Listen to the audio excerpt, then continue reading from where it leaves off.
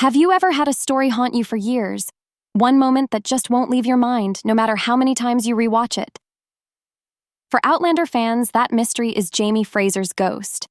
It's the single scene that started it all.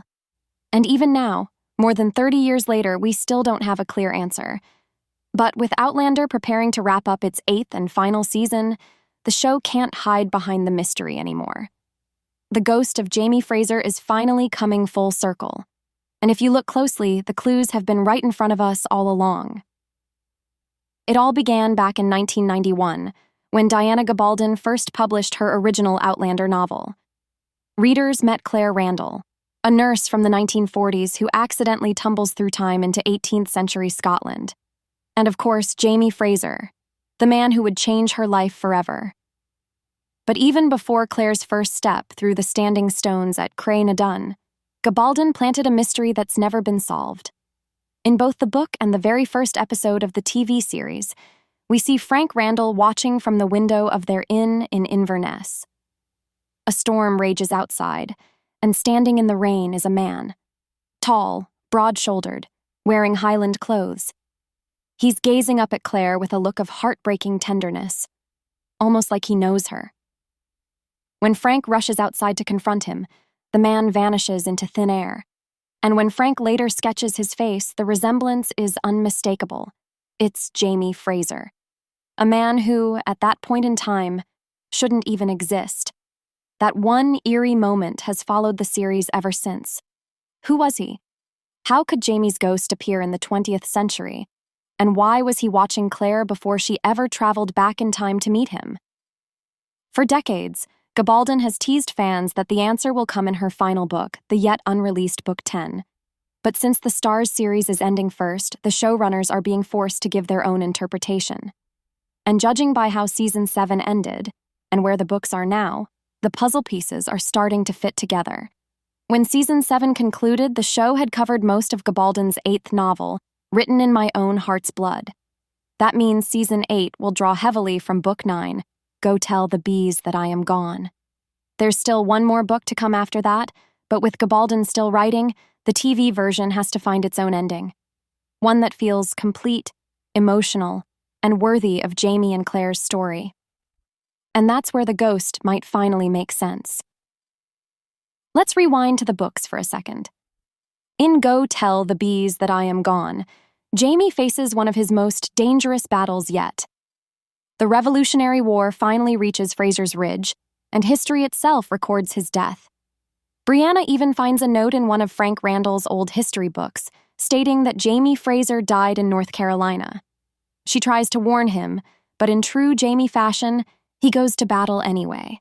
And just as fate predicted, he falls. For a moment, it seems like the prophecy, and his death, were inevitable. But Claire refuses to accept it. Heartbroken yet determined, she fights through the wilderness to find him, and using her medical knowledge and something that feels almost supernatural, she brings him back to life. It's one of the most emotional moments in Gabaldon's later books, and the show is almost certain to adapt it. But beyond the heartbreak, there's something else, something spiritual, that happens in that moment. Jamie dies, but not completely. His soul lingers. And during those few suspended moments between life and death, he's free. Free to travel beyond time. That could be the key to everything. While his body lies still, his spirit could have wandered, across centuries even, drawn instinctively to Claire, the woman he loved beyond death.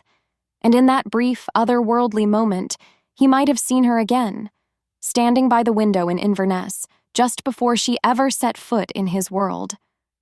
So, when Frank saw that mysterious figure staring up through the storm, it wasn't a random ghost story.